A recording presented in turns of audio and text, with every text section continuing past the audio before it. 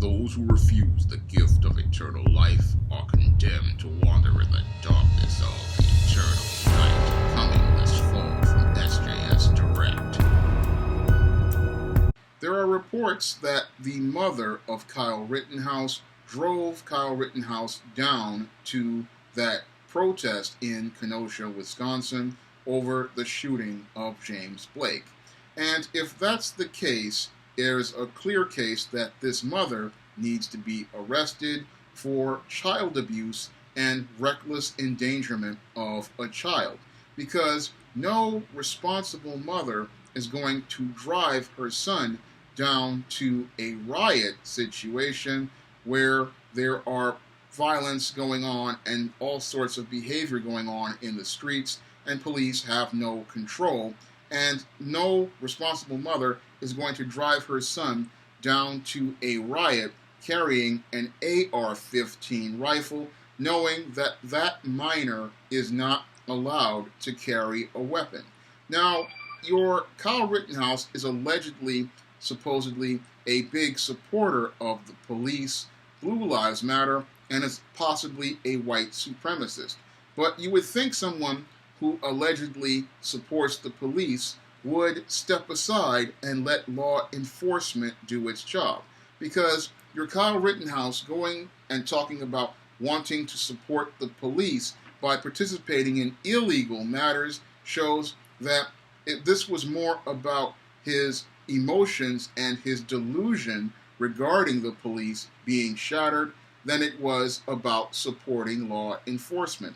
And it's really troubling that his mother enabled his dysfunctional rose-colored view of the police the same way Adam Lanza's mother enabled his dysfunction before he wound up exploding in a rage and participating in a mass shooting that took the lives of almost 20 children and several adult teachers. That's the same type of dysfunction that we're seeing with Kyle Rittenhouse's mother that we saw in Adam Lanza's mother, and most people are overlooking that dysfunction because they're so caught up in their emotions about self-defense, but they're not looking at the true culprit as related to this crime.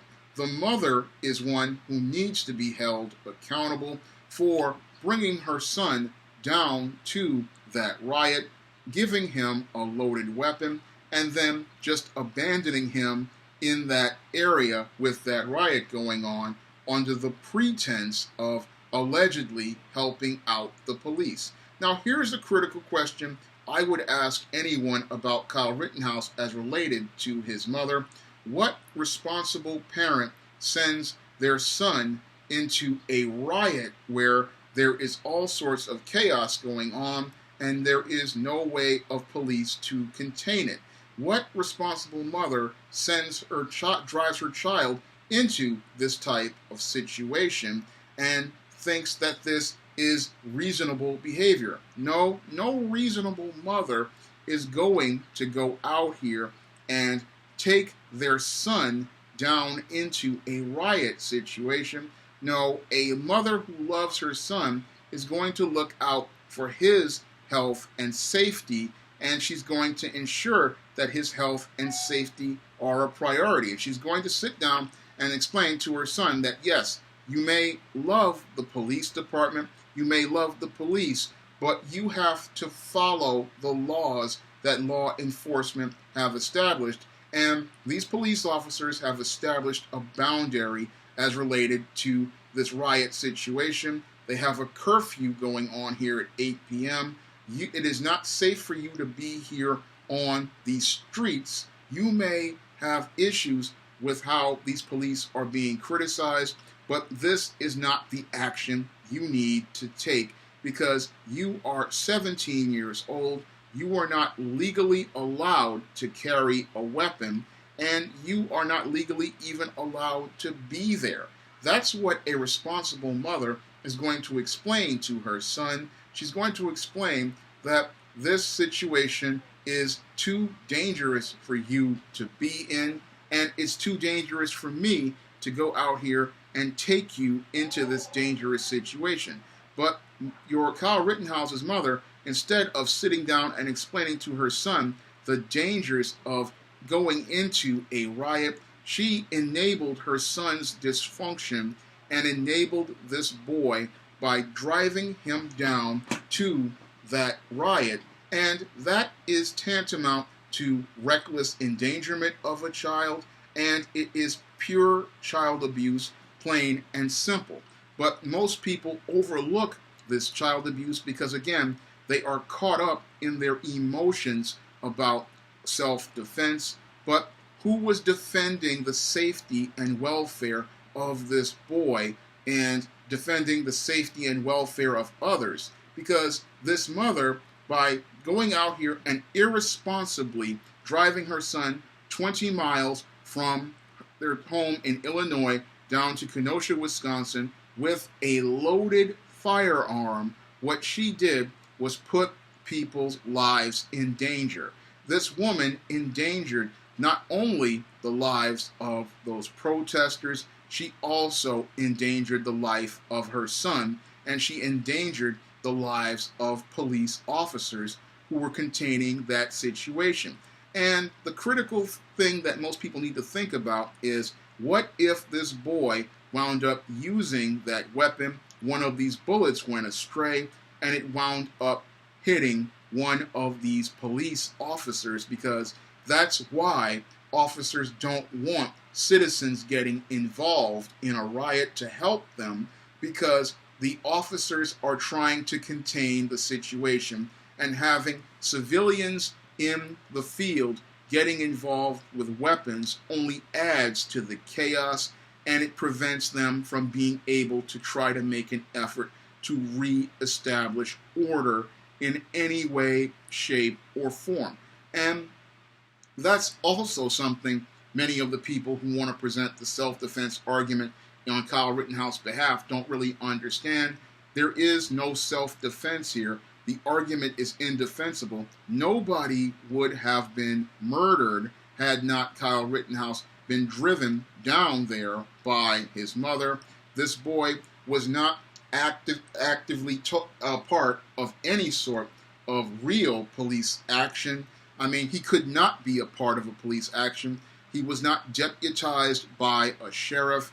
He had not been authorized to participate in any real law enforcement activities, and he could not be allowed to participate in law enforcement activities because he was a minor. And the fact that this minor was carrying a loaded firearm should really trouble everyone out here, because a minor carrying a loaded firearm in the middle of a riot, that should really trouble you, because if this minor wound up getting harmed as a result of his alleged ideas about protecting businesses, those business owners would be held liable if that minor wound up shooting someone. And his parents would be held liable if he wound up shooting someone. And that's something people really aren't thinking about as related to this minor having this loaded weapon.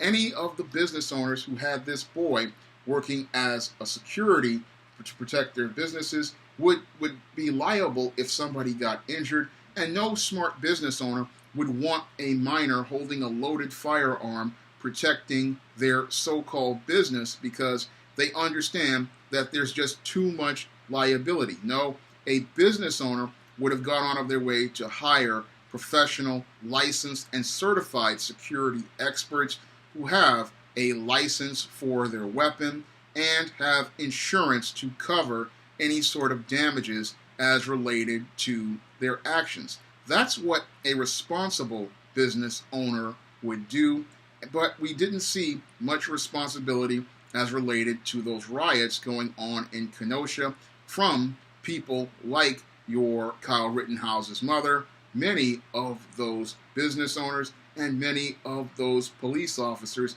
as related to this minor being involved in these riots. We did not see them acting responsibly by going out here and saying, look, this is a minor and he's in a situation where he is, one, not deputized by law enforcement to participate in a police action. He is not authorized to go out here and participate in a police action, and he is not authorized to go out here and participate in security. Moreover, as an individual who was not a resident of that town or a business owner of that town, he was not authorized to be in that area, especially when there's a riot going on and law enforcement is trying to contain the situation.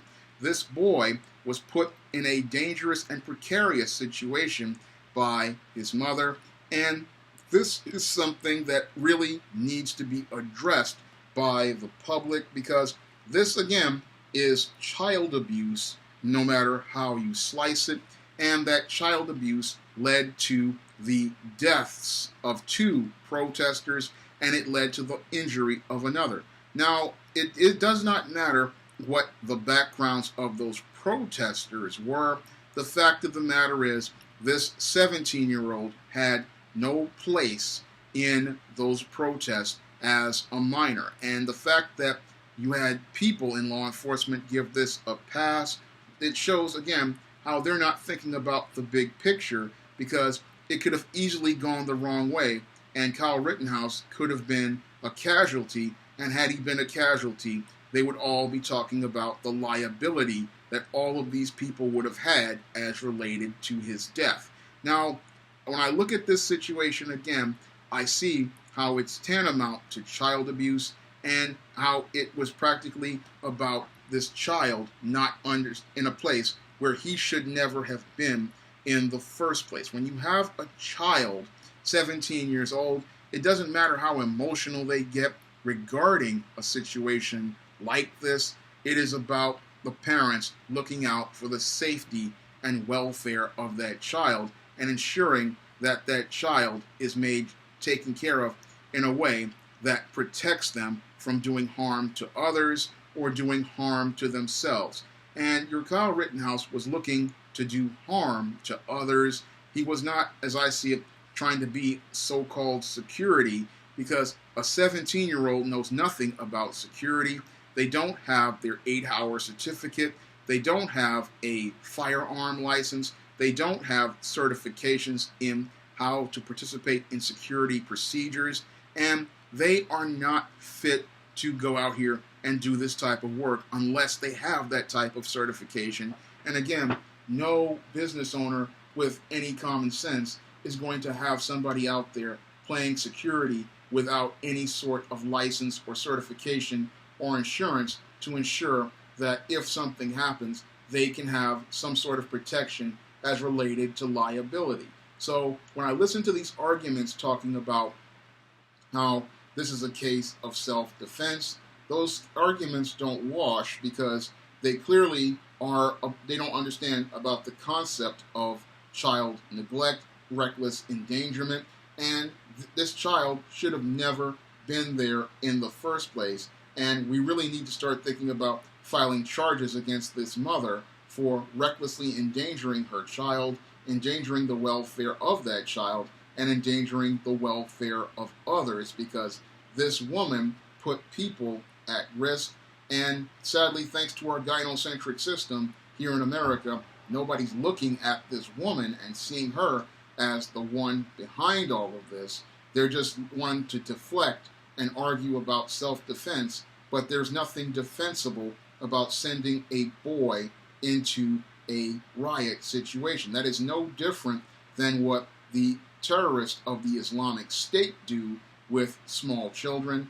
They send small children to participate in terrorist acts, and this is the exact same type of action, sending a child into a combat riot situation to participate in an act of violence. And we should be looking at this critically, and if you look at it critically, you can see how there are aspects of terrorism here, and how there are aspects here as related to looking to do harm with malice of forethought. Because when I look at this situation and I see a 17-year-old talking about they want to go to a riot situation, any, again, responsible parent is going to tell their son, No, you're not going there.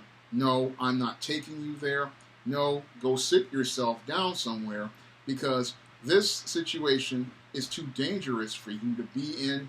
And I don't care if you support the police. The police would feel better if you stayed home and stayed safe and let them do their job. If you want to see me make more videos like this, you can donate to my Patreon, my PayPal, or my Cash App by clicking the links in the description box. And if you want to try some of my SJS Direct publications, like The Man Crisis, which go in detail about the dysfunction of individuals like Kyle Rittenhouse, you can pick up those books on Amazon.com and other digital formats. That's all I have to say for this video. You can comment, rate, and subscribe.